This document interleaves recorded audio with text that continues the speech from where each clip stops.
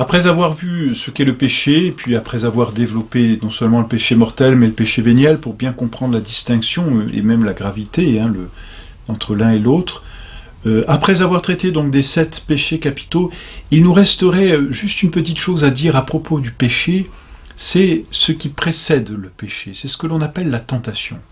C'est un moment délicat parce que la tentation, c'est ce moment qui précède le péché et qui va amener au péché, ou qui, si elle est bien combattue, va détourner du péché.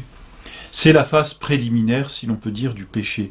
Comment ne pas pécher? Eh bien, en ne cédant pas à la tentation. Et comment ne pas céder à la tentation? C'est précisément ce que nous allons essayer de voir.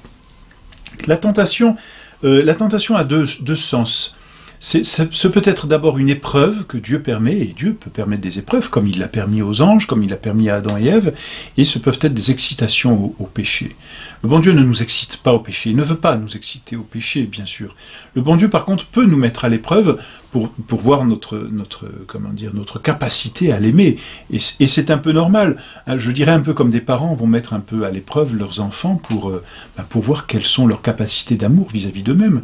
On va leur donner une petite épreuve. Et puis j'ai envie de dire, eh bien, comme tout examen est une épreuve, on le dit bien, un examen c'est une épreuve. Qu'est-ce qu'une épreuve? Une épreuve, c'est ce qui prouve. C'est ce qui prouve qu'on sait pour l'examen.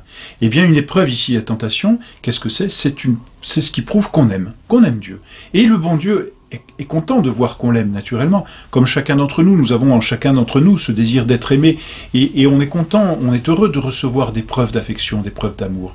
Alors on éprouve justement ceux que l'on aime pour s'assurer de leur amour. Et Dieu nous éprouve, avec un juste milieu, c'est entendu, mais Dieu nous éprouve pour tester notre amour, pour voir la capacité de notre amour. Et d'ailleurs, en même temps qu'il nous éprouve, Dieu nous donne la grâce, ça c'est assez incroyable, Dieu nous donne la grâce de surmonter la tentation. Donc Dieu est véritablement bon, c'est le bon Dieu, n'est-ce pas? Dieu nous éprouve, en même temps qu'il nous éprouve, il nous donne le moyen de répondre à la tentation et d'en sortir vainqueur, et en même temps, Dieu nous donne un accroissement de grâce quand nous avons triomphé de la tentation. Donc là, je dirais, c'est tout bénéfique pour l'homme. Et le bon Dieu est vraiment bon, qui, en nous éprouvant, nous donne la victoire, si l'on peut dire, et l'accroissement de grâce et de gloire qui en sont conséquents. Quelles sont les sources de la tentation? Là, il y a vraiment 3 sources à la tentation, comme excitation au péché, vraiment. Ces 3 sources, ce sont la concupiscence. Qu'est-ce que c'est que la concupiscence? Eh bien, c'est la blessure qui reste dans notre âme depuis le péché originel. Par le péché originel, nous l'avons vu, notre âme a été blessée. Elle a été blessée et donc il y a en elle comme des cicatrices qui ne sont pas refermées. C'est ce que l'on appelle la concupiscence. Et ces cicatrices se rouvrent de temps en temps, si l'on peut dire, et c'est cela, la tentation de concupiscence. Concupiscence, la triple concupiscence, nous la connaissons. Concupiscence de luxure, que nous éprouvons tous. Le désir de satisfaire des plaisirs personnels, de gourmandise. La concupiscence des biens de ce monde. La concupiscence des richesses, la concupiscence de l'orgueil, c'est-à-dire ce désir de paraître, ce désir d'exceller, ce désir d'être reconnu. Cette concupiscence, elle a pour origine ces blessures dans notre âme. C'est la première source de nos tentations. Et cette source, elle est en nous bien réelle, hélas. La deuxième source, c'est le monde, et ça nous en avons déjà parlé. Le monde est source de tentation, tout particulièrement aujourd'hui. Il n'y a qu'à regarder l'affichage, il n'y a qu'à regarder les études commerciales qui sont faites pour pouvoir vendre des produits qui ne servent à rien. Tout simplement.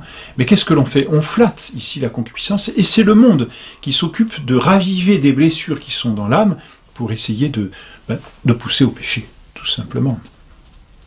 Et puis la troisième source de tentation, c'est le démon lui-même qui peut s'en mêler. Mais bien sûr, avant de s'en mêler, le démon va utiliser ce qu'il y a en nous, c'est-à-dire la concupiscence et le monde. Et quand la concupiscence et le monde n'ont pas d'effet sur l'âme, le démon interviendra directement. C'est ce que l'on voit dans la vie des saints. Le démon, malheureusement, n'a pas forcément besoin d'intervenir dans la vie des pécheurs et des pécheurs endurcis. La concupiscence est suffisamment, je dirais, avivée et acérée pour être seule source de tentation, ou le monde est suffisamment omniprésent pour être source de tentation, hélas. Mais pour les personnes qui vivent d'ascèse, comme les religieux, ou ces gens qui se sont retirés du monde, et pensons à notre Seigneur lui-même, qui s'est retiré dans le désert 40 jours pour jeûner et boire, pas de concupiscence ici, pas de monde, eh bien le démon se charge lui-même d'intervenir pour pousser au péché. Il le fait par 3 fois auprès de notre Seigneur. Mais on peut voir dans les vies des saints, quand on lit un peu les vies des saints, l'intervention du démon. Le démon excite au péché, bien sûr. Le démon nous tente. Alors comment se passe une tentation? Il y a 3 phases. J'ai envie de dire qu'il y a une phase d'abord objective, et les 2 autres sont plutôt subjectives. La première phase objective, c'est la suggestion. La deuxième phase, qui est d'abord la première subjective, j'ai envie de dire, c'est la délectation. Et la troisième phase, c'est le consentement et le péché. Ou la victoire, bien sûr. La première phase, c'est la suggestion. Bon, c'est la plus facile, c'est un peu ce que nous venons de dire, c'est le péché qui se propose à nous. C'est comme, si vous voulez, une attirance qui se propose à l'âme.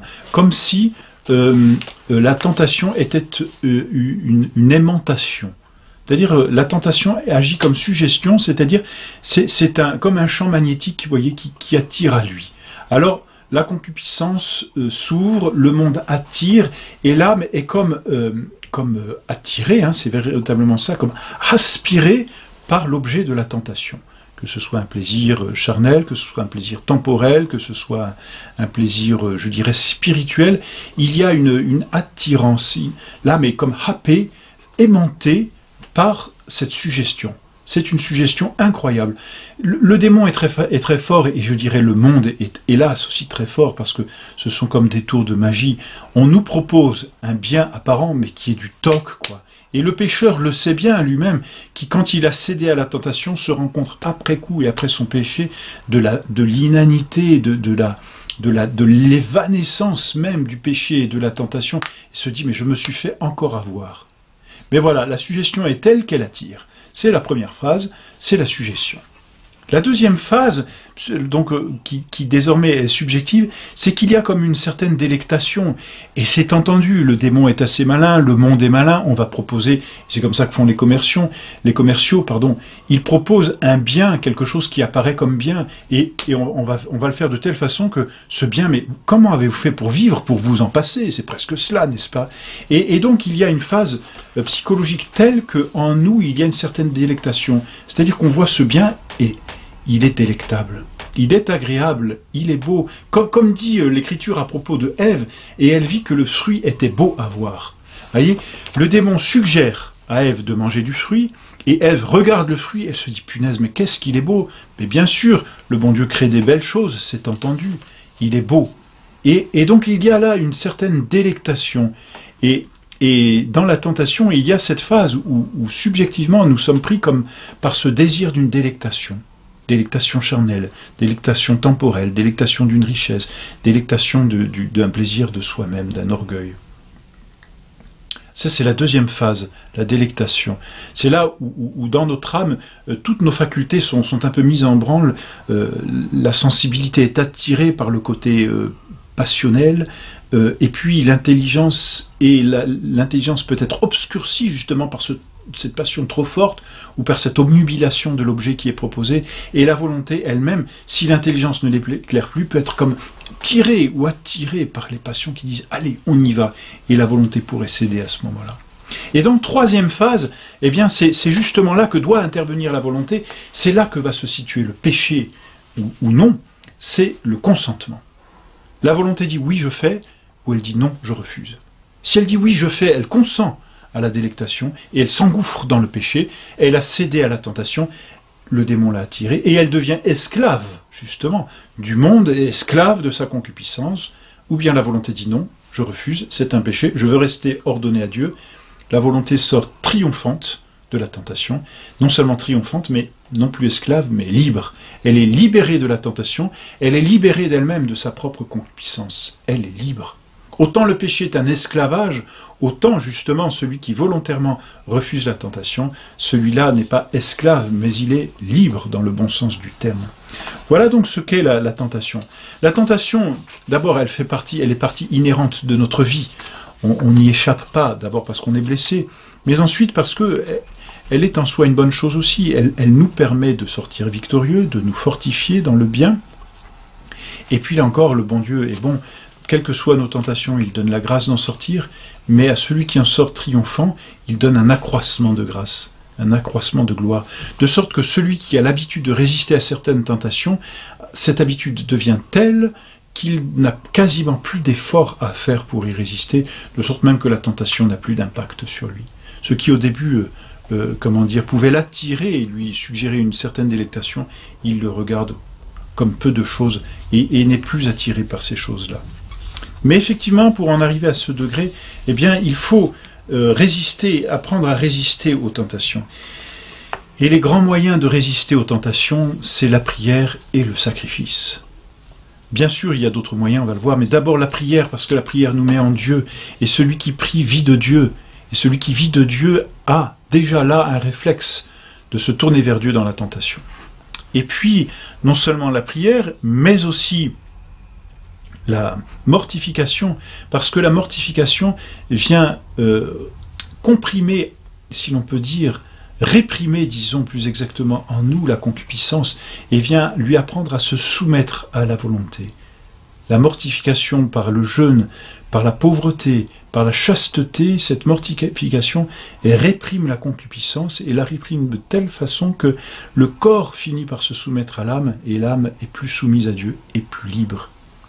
Mais ensuite, après ces mortifications et ces prières, il y a un autre moyen, c'est la fuite de l'oisiveté. On dit dans le langage courant que l'oisiveté est la mère de tous les vices, et c'est bien vrai. Celui qui n'a rien à faire est très malléable par le démon qui va pouvoir lui suggérer n'importe quelle tentation. Il est désœuvré, alors le démon va pouvoir en profiter. Autant celui qui n'est pas désœuvré, celui-là sera moins tenté. Et l'on voit comment d'ailleurs l'Église a toujours bien fait les règles religieuses. Quand un homme rentre ou une femme rentre en religion, elle s'astreint à une règle, elle va suivre, cet homme ou cette femme va suivre une règle. Et cette règle l'occupe toujours. Un religieux est toujours occupé. Pourquoi? Parce que plus il est occupé, moins il est tenté. Et voilà pourquoi la vie religieuse sanctifie davantage. Et si nos contemporains, et l'on voit bien malheureusement le mal que font les moyens modernes, notamment tous ces écrans et toutes ces choses virtuelles, elles n'occupent plus. Autrefois, on avait l'art de s'occuper, on savait faire une collection, on aimait lire, on se passionnait pour un sujet. Aujourd'hui, on est blasé de tout. Alors on est inoccupé. Et en étant inoccupé, eh bien, on devient terriblement suggestif. Voilà donc un moyen de répondre aux tentations, c'est de fuir l'oisiveté. Et puis ensuite, eh bien, n'ayons jamais peur des tentations. Le chrétien est tenté, notre Seigneur a voulu être tenté, il a voulu être pour nous un exemple. En étant tenté, notre Seigneur est sorti victorieux de la tentation, nous a donné le remède, c'est la prière et le jeûne. Il est resté 40 jours dans le désert, n'est-ce pas? Et c'est certainement sa victoire. Mais notre Seigneur, en sortant victorieux de la tentation, nous dit, si j'en suis sorti victorieux, c'est pour vous rendre victorieux à votre tour. Et donc, n'ayons jamais peur de la tentation. Si nous avons l'habitude de prier, de nous mortifier et de fuir l'oisiveté, la tentation n'aura que peu d'effet sur nous.